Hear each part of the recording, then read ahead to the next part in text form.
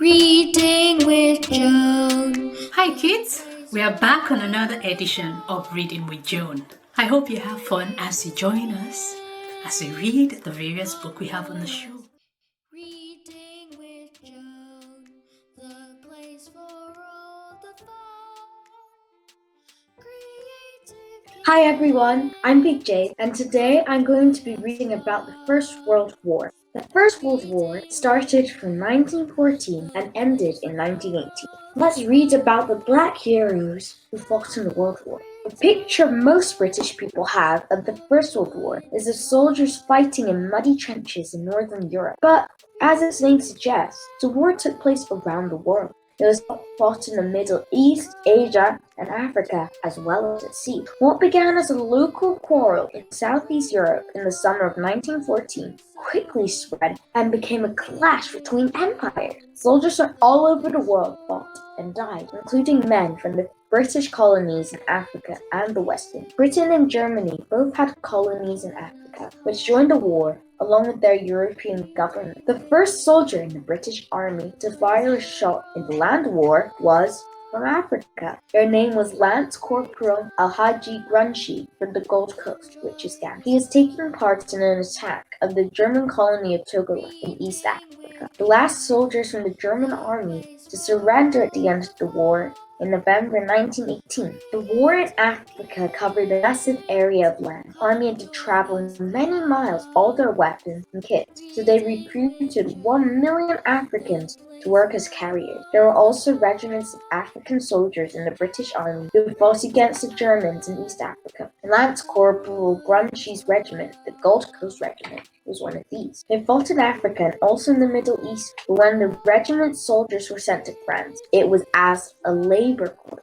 They were put to work digging trenches, building roads, and moving supplies. This was important and dangerous work, but it was not what they had trained for, and it revealed a lot about the way the empire worked. So instead of letting these very well-trained fighters fight in the war, they put them to work in stuff that other soldiers could have done, but they were too superior to the African soldiers. The British Army had a problem for most of the war. They badly needed more men to fight in Western Europe. Over 1 million men volunteered at the start of the war, but so many were killed that there was a constant need for new recruits. Britain introduced a system of conscription in 1960 to force men to join the army. Conscription was not used in the British colonies in Africa and the West. In both those areas, people were more enthusiastic about the war than the government had expected. West Indian men were especially keen to fight for Britain in the war. There was a feeling of wanting to help Britain, the mother country. Many people felt loyal to the British royal family and saw the British Empire as an empire of freedom. One Jamaican who wrote to the Jamaican Times newspaper in 1914 argued that for the love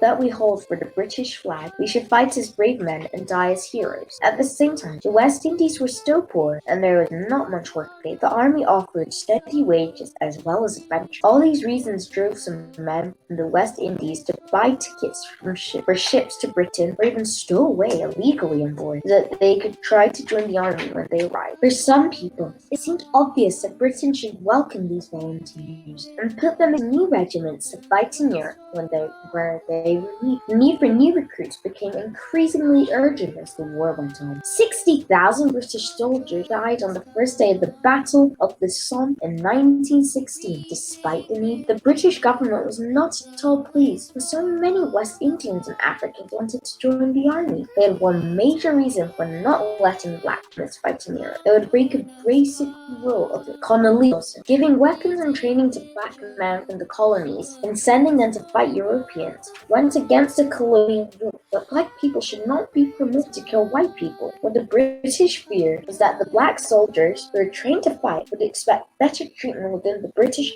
Empire after the war. The British also feared losing the support of West South Africans who were fighting against the Germans in Africa and in Europe. As a result of this, the British Army did not create black regiments to fight in Europe. Despite this, on some occasions, black servicemen did join regiments alongside white men and fight with them in Europe. But British men and others from colonies outside Britain managed to join up if the officers in charge chose to let. Ernest Mark from Sierra Leone managed to join the army in 1918, even though he was African. It didn't seem to matter that at only 15 he was officially too young to fight. Two brothers from Jamaica, Norman and Roy Manley, were students in Britain when they joined up to serve the Royal Field Artillery. They both fought in France. Roy was killed, and Norman survived. He later became a politician, serving as the chief minister and then premier of Jamaica. Now, let's read a fact file about somebody called Walter Tull. You may have heard of him, and you may have not. But whether not, let's learn something about Walter Tull. The most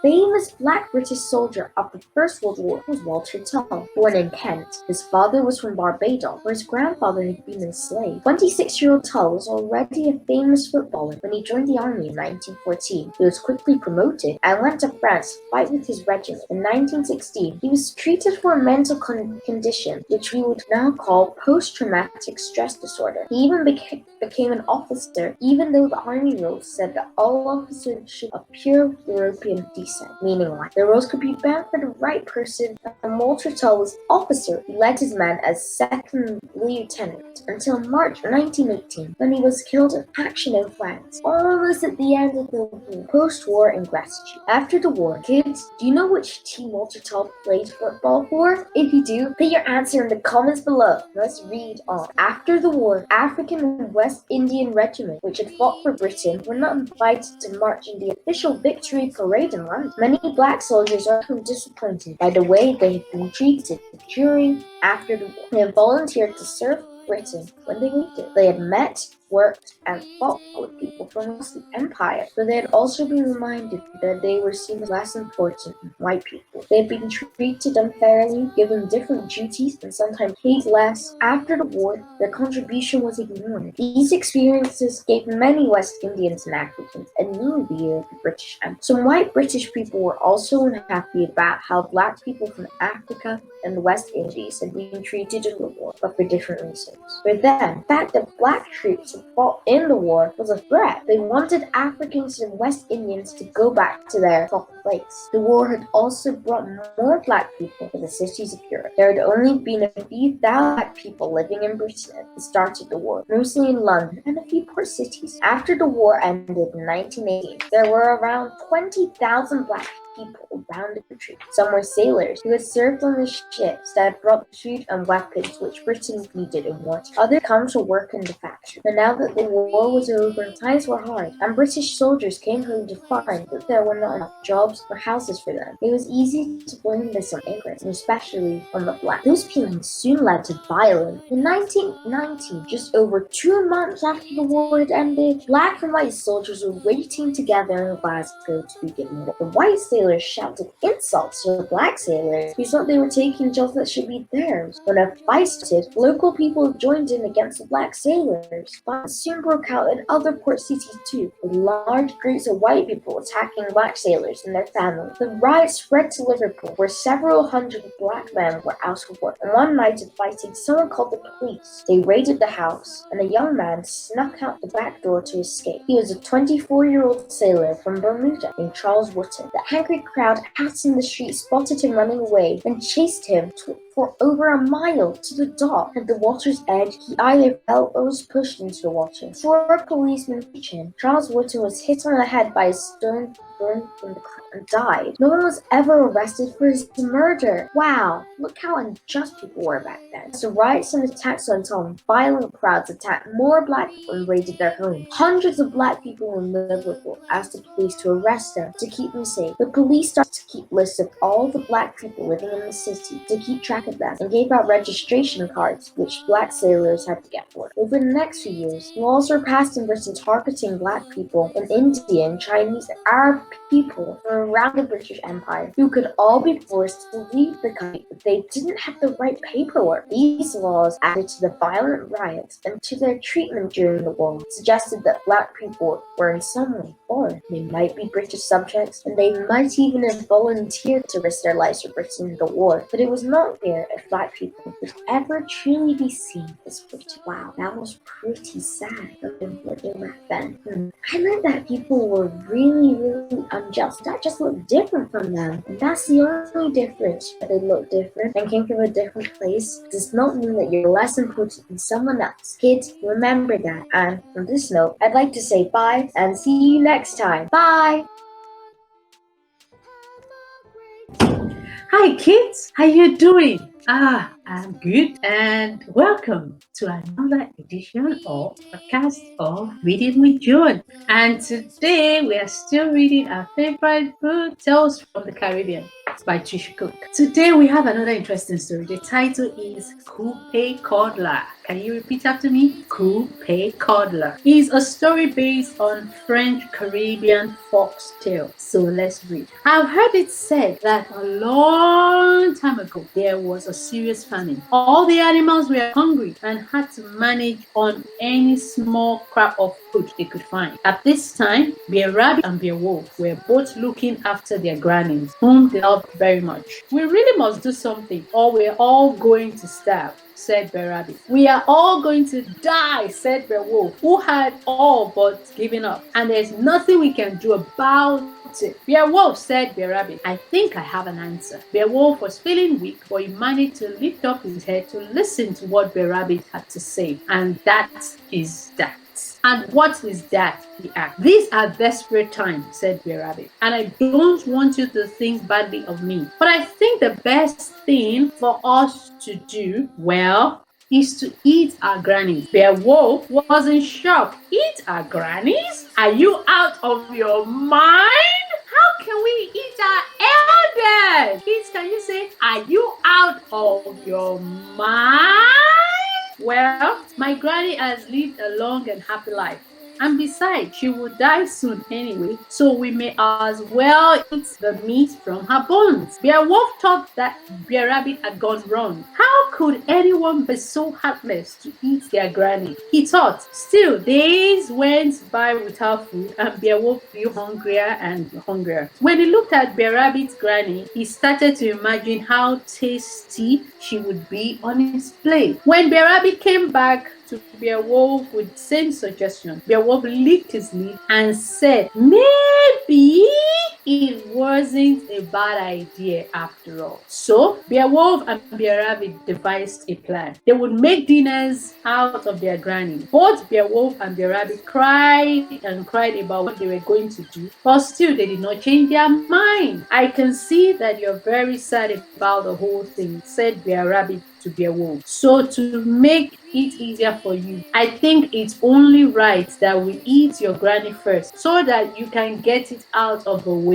That is very kind of you, wept Bear Wolf. He agreed with Bear Rabbit that his granny should be cooked first, so it could get over the heartbreak as soon as possible. They decided to cook her that very night. So Bear Rabbit built a fire and put a big iron pot of water in it, and the weeping Bear Wolf captured his granny in a big net, as was the plan, and they put her in the cooking pot. That evening, Bear Rabbit's granny and Bear Wolf had a feast. The meat from Bear Wolf's granny lasted for weeks between them, but once it was all gone, Bear Wolf was hungry again. Now it's your turn, said Bear Wolf. I would make fire and prepare the pot of hot water while you go and capture your granny. Here's the net, he said, handing Bear Rabbit the same net he used to capture his own granny. With that, Bear Rabbit let out a big belly laugh. You must be crazy if you think I'm going to cook my granny, he said. I only said that to trick you, so I could eat a wolf meat. Oh, kids, that's not nice. Bear Wolf was furious. How could he have been so stupid to believe that convincing rabbit? He had done a terrible thing. He had eaten his own granny, and he was not going to let Bear Wolf get away with it. Bear Wolf had his eye on the tasty rabbit stew, and Bear Rabbit's granny was going to be the meat. Bear Wolf was going to make sure that he would sleep first and then hunt her down in the morning. Bear Rabbit knew that Bear Wolf would want to get him back. So that night, he secretly took his granny out of the house and led her into the woods. Bear Rabbit found the tallest palm tree and helped his granny climb to the top and gave her a basket with a cord tied to it. When I shout to you, Granny, Granny, Coupe, Kodla, you must drop the basket down and I'll put food in it for you. Then you must pull up the cord and hoist up the basket. That way you will get fed, said Rabbit. And the next morning, Bear Wolf got up and went straight to Bear Rabbit's house. I've come for your granny, roared Bear Wolf. Too bad, Bear Rabbit yelled back. She's not here. Bear Wolf turned through the house angrily, looking for Bear Rabbit's granny, but they couldn't find her anywhere. Where are you hiding? I roared. But Bear Rabbit didn't give anything away, he just laughed. Bear Wolf kept his watchful eyes on Bear Rabbit, but Bear Wolf was too weak and too tired and he fell asleep. When he did so, Bear Rabbit slipped away and took a scrap of food with him. He went into the woods and all the way to the tall palm tree. When he got there, he whispered up to his granny, Granny, Granny, Coupe, Kodla. When he did this, his granny dropped the basket. Bear Rabbit pulled a scrap of food he had found in the basket for her to eat. Then his granny pulled up the cord and hoisted the basket to the top of the palm tree.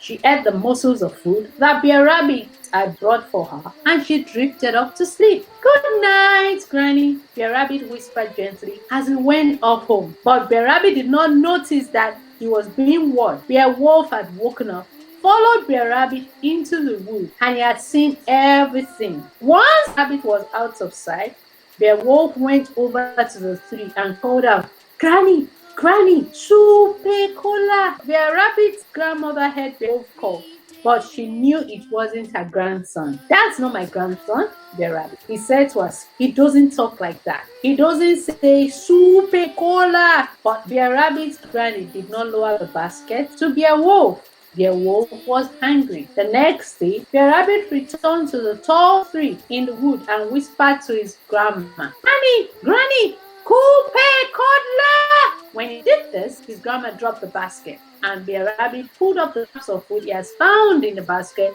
for her to eat. Then his grandma pulled up the cord and hoisted the basket up to the top of the tree where she had gone before. Grandson, let me tell you a joke. She called out to Bear Rabbit. Yesterday after you left, someone came and was hollering, Granny, Granny, Soupe, Cola. Bear Rabbit and Granny laughed and laughed. Bear Rabbit knew it must be Bear Wolf and told his granny to be sure to listen carefully and make sure she only responds to the correct call, which was Granny, Granny, Coupe, Kodla. Granny told him she would make sure that it was Bear Rabbit before she let down the basket. While this was happening, Bear Wolf was hiding behind the tree and watched them. While they laughed, he got even angrier than before. Now he knew he had called incorrectly and would make sure this time he got the words right. He waited for Bear Rabbit to leave, and then, as he had done the night before, Bear Wolf went over to the tall tree and hollered, Granny, Granny,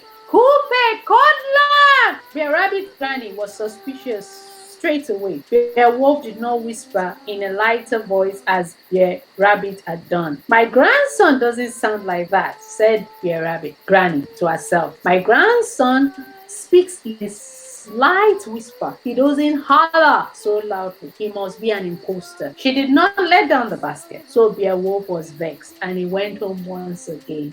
Oh dear. The next day, Bear Rabbit returned to the tall tree in the wood, and with some scrap of food, he whispered gently up to his granny, Granny, Granny, Coupe, Kodla. He did this, his granny dropped the basket, and once again, he put all the scrap of food he has found in the basket for her to eat. Then his granny pulled up the cord and hoisted the basket up to the top of a tree as she has done before. Grandson, let me tell you a joke, she called down to Bear Rabbit. Yesterday, after you left, somebody came and hollered, Granny, Granny, Coupe, Kodla, with a loud, fierce voice. I knew it wasn't you because when you call me, you call in a gentle whisper. Bear Rabbit and his grandma laughed and laughed. Bear Rabbit knew it must be Bear Wolf and told his granny to make sure to listen carefully next time he heard him call and make sure she only responded to the correct call, which was Bear Rabbit saying,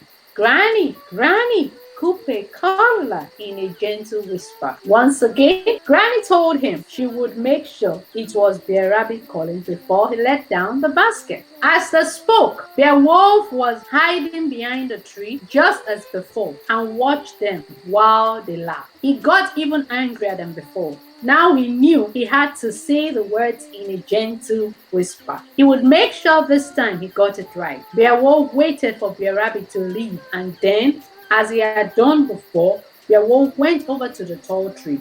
This time, he tried to speak in a gentle whisper. Granny, Granny, Cookie, Cutlet. But the words came out too rough and loud. He began to cough and shudder as he tried to make his voice sound softer. Granny, Granny, he screamed. Cookie, Cutlet. But try as he might, Bear Wolf's voice would not whisper. It only barked loud and fierce. I know you are not my grandson, cried Bear Rabbit's granny. My grandson speaks softly.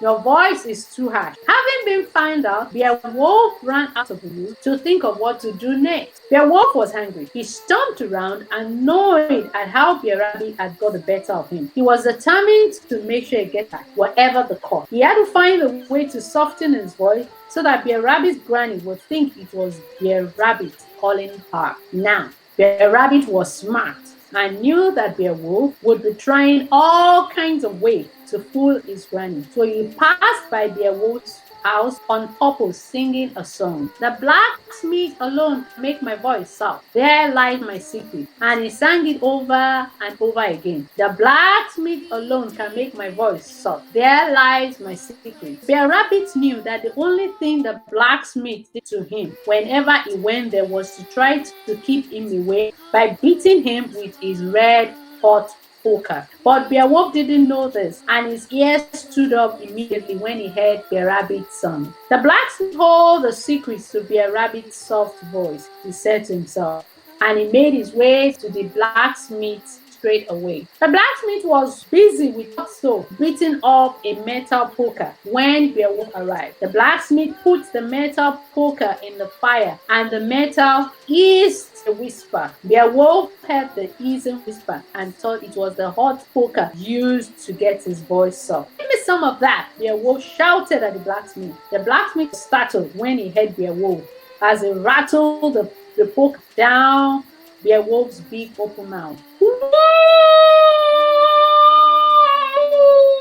Wolf cried as the hot metal punched throat. Bear Rabbit was watching and laughed so much that he almost split his side. Bear Wolf felt sorry for himself and he went straight to bed and hollered all night. The next morning, when he woke up, his throat was so sore that he could barely speak. In fact, every word sounded like a whisper. Now it's my chance. I will show that Bear Rabbit, Bear Wolf said to himself. And he made his way back to the pantry in the woods where Bear Rabbit had hidden his granny. When he got there, he whispered, Granny, Granny, Coupay Coddler! Bear Rabbit's granny heard the call. Believing it to be his grandson bringing her food, she lowered the basket down. When the basket reached the bottom of the tree, Bear Wolf climbed inside and waited for Bear Rabbit's granny to pull on the cord and hoist the basket back up to the top of the palm tree, as he had seen her do. Bear Rabbit's granny felt the heavy weight of the basket and she smiled. My grandson loves me so much, he said to herself. He must have brought me plenty of food today. The basket was much heavier than usual. Bear Rabbit's granny could hardly lift the weight of the basket as she slowly pulled on the cord. She was sweating because the